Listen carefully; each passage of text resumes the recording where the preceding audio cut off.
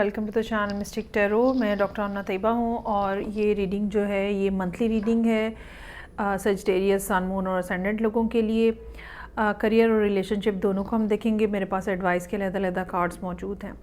तो स्टार्ट करते हैं सजिटेरियस लोगों के लिए रिलेशनशिप के साथ। ओके, रिलेशनशिप में जो मामलात हैं, नज़र ये आ रहा है कि आप किसी थर्ड पर्सन के साथ डील कर रहे हैं। 3 पार्टी सिचुएशन है, एक ऐसा रिलेशनशिप जिसमें 3 लोग मौजूद हैं और यही वो एक बुनियादी वजह है जिसकी वजह से आप बहुत परेशान हैं और आप नहीं समझ पा रहे कि अब चीज़ों को बैलेंस कैसे किया जाए, इस काम को कैसे चलाया जाए, सूरत हाल को बेहतर कैसे बनाया जाए।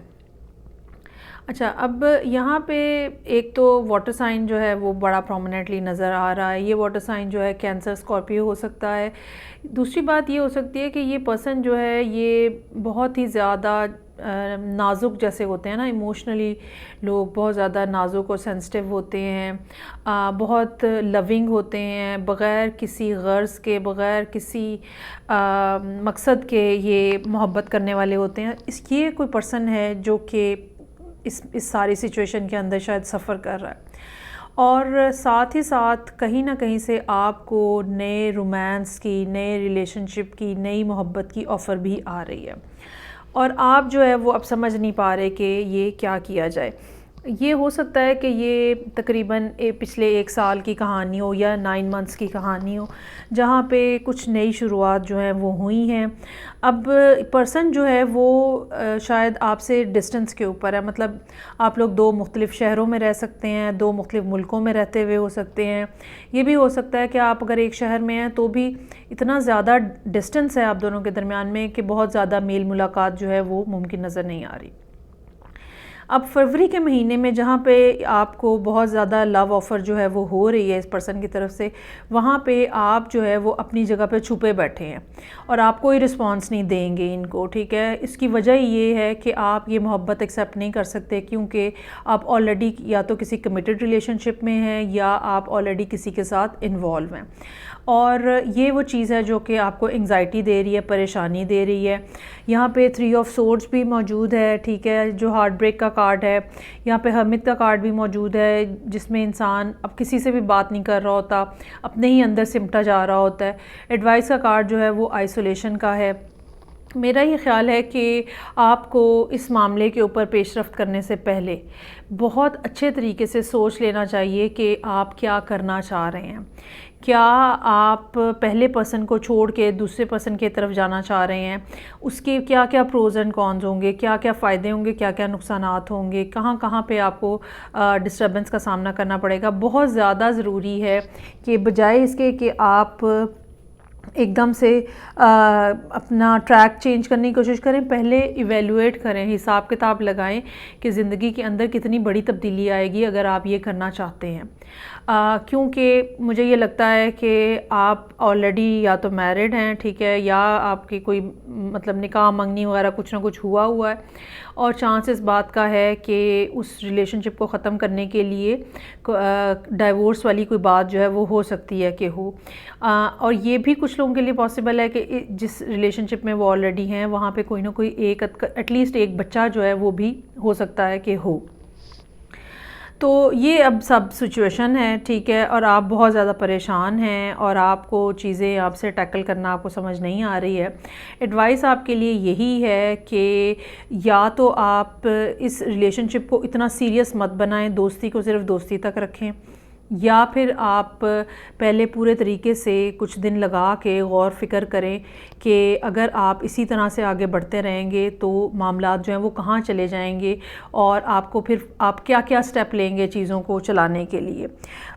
ये एक ऐसा पॉइंट हो सकता है आपकी ज़िंदगी के अंदर जो कि आपके लिए, जैसे जिसको कहते हैं ना, कुदरत आपको चेक कर रही है कि भाई अब आप क्या फ़ैसला करते हैं, और फ़ैसला जो है वो आपकी ज़िंदगी में काफ़ी बड़ी तब्दीली लेकर आ सकता है। अच्छा जी, अब हम आ जाते हैं करियर के मामलात के ऊपर। करियर की जो सिचुएशन है वो ये नज़र आ रहा है कि पिछले कुछ अरसे के दौरान ख़ास तौर पे जब से पिछले साल मार्च अप्रैल में जब जुपिटर जो है वो पाइसेस में मूव किया था, जो कि आपका 4th हाउस बनता है।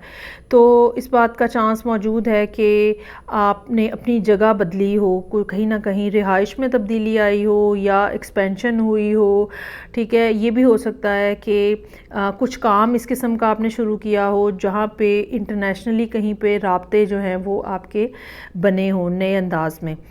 तो चीज़ें जो हैं वो कुछ ऊपर नीचे हो के ठीक तकरीबन नज़र आ रही हैं, लेकिन अभी यहाँ पे फरवरी में ये बात हो सकती है कि कोई लीगल एस्पेक्ट जो है वो आपको कवर करना है।